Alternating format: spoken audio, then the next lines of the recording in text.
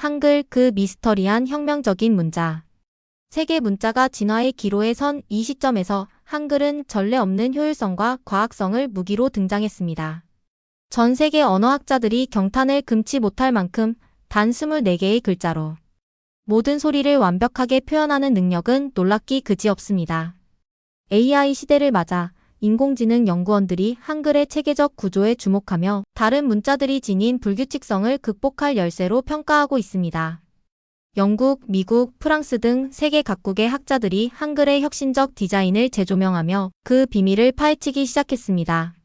동서양의 전통적인 문자 체계와는 완전히 다른 접근 방식이 한글을 독보적인 위치에 올려놓았습니다.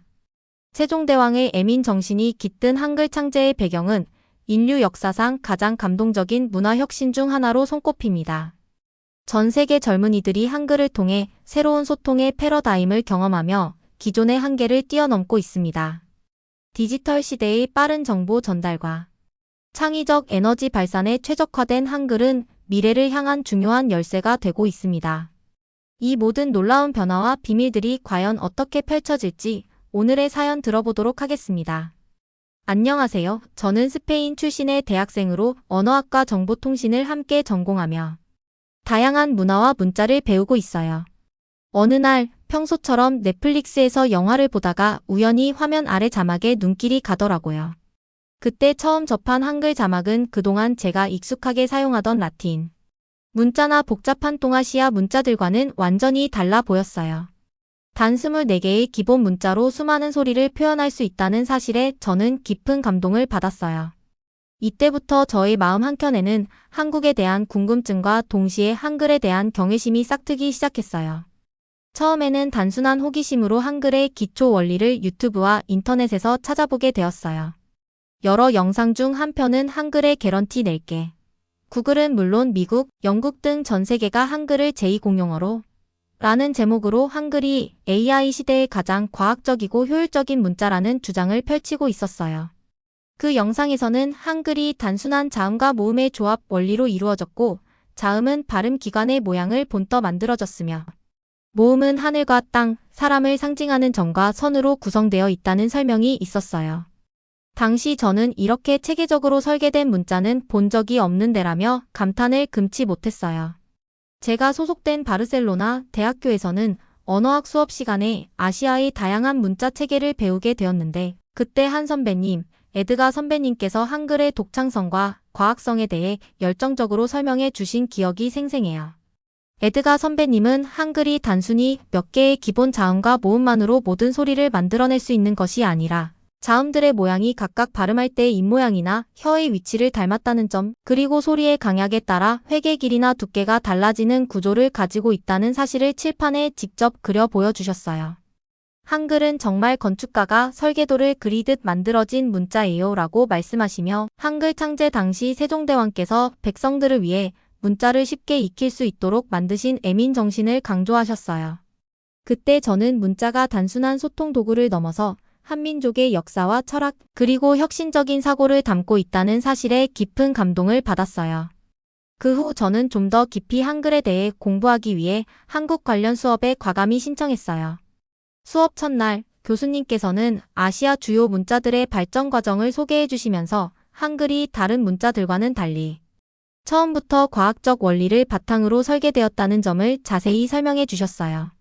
수업 시간 중 한 중국인 유학생이 한글은 한자에서 파생된 문자라는 의견을 내기도 했지만 그때 뒤에서 조용히 손을 든 한 일본계 학생, 준노 선배님께서 한글은 결코 한자에서 파생된 것이 아니라 세계 문자 역사상 독창적인 창제 문자로 평가받아야 한다라고 단호하게 반박하셨어요. 준노 선배님의 설명에 저는 더욱 한글의 원리와 그 체계적인 구성에 매료되었어요.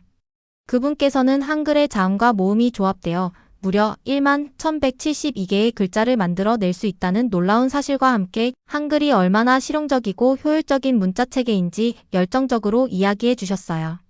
그날 저녁 저는 에드가 선배님과 준노 선배님과 함께 동네의 한 아늑한 카페로 자리를 옮겨 한글에 관한 이야기를 나누었어요.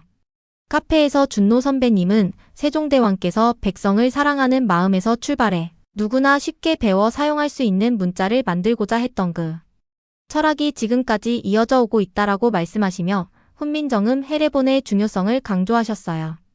해례본에는 한글 창제의 원리와 당시의 연구 과정, 그리고 여러 학자들과의 토론 내용이 상세히 기록되어 있어 단순한 문자 해설서를 넘어 인류 최초로 음성학과 음운 체계를 정리한 귀중한 연구 자료로 평가받고 있다고 하셨어요.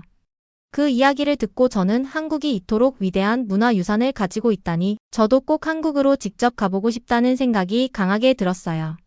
얼마 후 저는 한글날 기념 특강 소식을 듣고 꼭 참석하기로 결심했어요. 특강 강당에는 스페인, 독일, 이탈리아 등 여러 유럽 국가의 언어학자와 문화 연구자들이 모여 있었고 아시아 각국의 학생들도 함께 참여해 한글의 우수성과 과학성에 대해 토론하고 있었어요.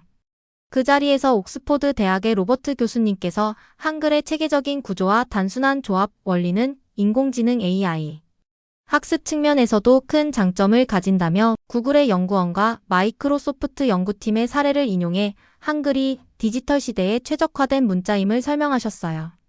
교수님의 강연을 들으며 저는 이런 위대한 문자가 어떻게 만들어졌을까? 그 비밀이 궁금하다는 생각에 사로잡혔어요. 한편 제 절친한 친구 중 한 명인 카즈오 씨 원래 일본계였지만 지금은 국적을 변경하여 동서양의 문화를 두루 경험하고 계세요.도 한글에 푹 빠져 있었어요. 카즈오 씨는 원래 자신이 사용하던 동아시아의 전통 문자, 책의 복잡한 한자와 음절 문자가 혼합된 시스템 때문에 과제나 보고서를 작성할 때마다 고생을 많이 했다고 고백하셨어요. 한자로 변환하는 과정이 너무 복잡해서 단어 하나 쓰는데도 시간이 몇 배나 걸리더라고요 라고 말씀하시면서 어느 날 친구들이 모두 한글을 사용해 빠르게 작업을 마치는 모습을 보고는 한글에 대한 호기심을 품게 되었다고 했어요. 처음에는 한글이 과연 저에게 맞을까? 라는 의구심도 있었지만 인터넷을 통해 한글의 자음과 모음 체계를 직접 배우고 나서는 그 단순함과 효율성에 크게 놀라셨다고 해요. 카즈오 씨는 하루 만에 안녕하세요 같은 기본 인사말도 문제없이 쓸 수 있을 정도로 금방 익혔고 실제로 과제를 한글로 작성해 보니 이전보다 훨씬 빠르고 정확하게 작업을 마칠 수 있었어요. 글자 하나하나가 서로 붙어 있어 한눈에 전체 문장이 보이니 생각을 정리하는 데에도 도움이 많이 되었어요 라며 한글의 디지털 친화성을 높이 평가하셨어요. 그리고 어느 날 카즈오 씨는 세종대왕의 한글 창제 과정을 다룬 다큐멘터리를 보면서 백성을 위한 사랑과 배려, 그리고 혁신적인 연구 정신에 깊은 감동을 받았다고 하셨어요. 왕이라는 위치에서 직접 연구와 토론을 거듭하며 백성들이 쉽게 배울 수 있는 문자를 만들어냈다는 사실은 정말 경이롭고 존경스러웠어요 라는 말에 저는 다시 한번 한글의 위대함을 느꼈어요. 그렇게 저와 카즈오 씨는 서로 다른 경험과 시각으로 한글의 과학성과 예술성을 이해하게 되었어요. 저는 한글이 인공지능 시대에도 최고의 학습 효율을 자랑한다는 사실에 매료되었고 카즈오 씨는 복잡한 기존 문자 체계에서 벗어나 한글이 주는 실질적 편리함과 창의적 에너지를 체감하게 되었어요. 어느덧 저희는 함께 한국을 직접 방문해 한글의 진정한 매력을 몸소 느껴보고자 교환 학생 프로그램에 지원하기로 결정했어요. 지원서를 작성할 때 저는 세종대왕의 애민 정신과 과학적 사고가 결합된 한글은 인류가 만든 가장 위대한 문화유산이며 그 가치를 세계에 알리고 싶다라고 진심을 담아 적었고 부모님과 지도 교수님 모두 큰 지지를 보내주셨어요. 한국에 도착한 후 저는 국립한글박물관과 경복궁, 국립중앙박물관 등 한국의 다양한 문화유산을 직접 체험하며 한글이 단순한 문자 이상의 의미를 가지고 있음을 깨달았어요. 박물관에서 진행된 한글 캘리그라피 워크숍에도 참여하면서 한글의 예술성과 과학성이 조화를 이루는 모습을 가까이에서 감상할 수 있었어요.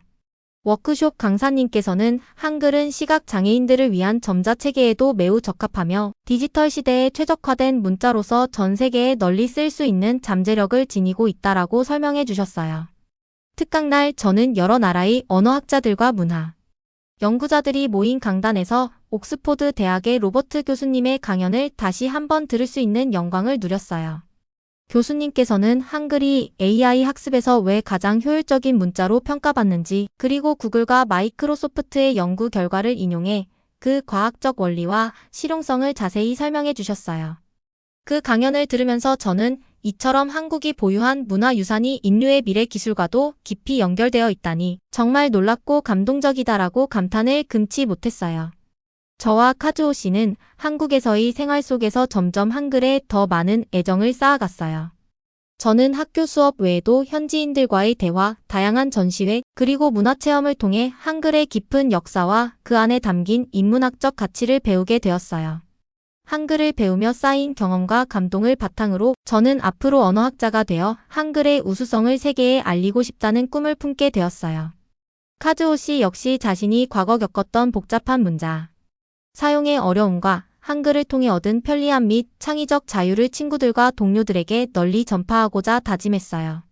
이제는 한글 없이는 제 일상이 상상할 수 없어요. 한글이 주는 간결함과 효율성이 제 업무뿐 아니라 일상의 소통에서도 큰 힘이 되어주고 있어요. 라고 말씀하시며 저와 함께 한국 문화를 깊이 이해하는 시간을 가졌어요. 저희 두 사람은 서로 다른 배경과 경험에도 불구하고 한글이라는 공통의 열정 앞에서는 언제나 한마음이 되었어요. 한글은 단순한 소통의 수단을 넘어 세종대왕께서 백성을 위해 쏟으신 사랑과 헌신, 그리고 인류 최초로 체계적인 의문학적 연구가 결합된 위대한 문화유산임을 다시 한번 느낄 수 있었어요.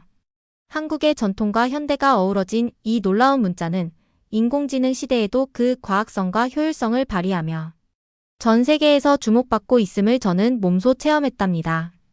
돌이켜보면 넷플릭스에서 우연히 접한 한글 자막이 제 인생의 전환점이었어요. 그때의 작은 호기심이 이렇게 깊은 학문적 탐구와 문화체험, 그리고 실생활에서의 혁신적 경험으로 이어질 줄은 상상도 못했어요. 저는 지금도 매일 한글을 읽고 쓰며 세종대왕께서 남기신 위대한 유산에 대해 감사하는 마음을 품고 있어요. 한글 덕분에 제 생활은 더 풍요로워졌고 새로운 가능성과 도전의 길이 열렸다는 사실에 큰 자부심을 느끼고 있어요. 앞으로도 저는 한글의 과학성과 예술성을 더욱 깊이 연구하고 그 가치를 전 세계에 알리는 데 앞장서고 싶어요. 한국에서의 경험과 배움은 제 인생의 큰 전환점이 되었으며 한글을 통해 만난 따뜻한 인연들과 배움은 언제나 제 마음속에 소중한 기억으로 남아있을 거예요.